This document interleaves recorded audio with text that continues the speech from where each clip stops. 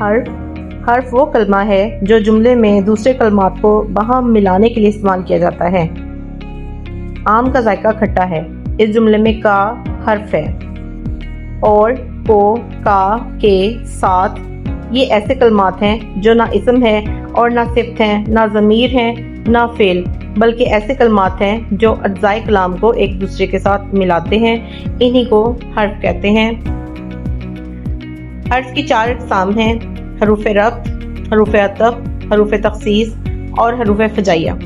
اس کے علاوہ کچھ اور اقسام بھی ہیں جن میں حروف شمسی اور حروف قمری وغیرہ شامل ہیں۔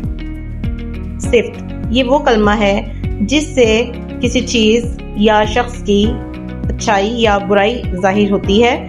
مثلا محنتی شخص ہمیشہ کامیاب ہوتا ہے، اس میں محنتی صفت ہے، جس کی صفت کی جائے اسے موصوف کہتے ہیں۔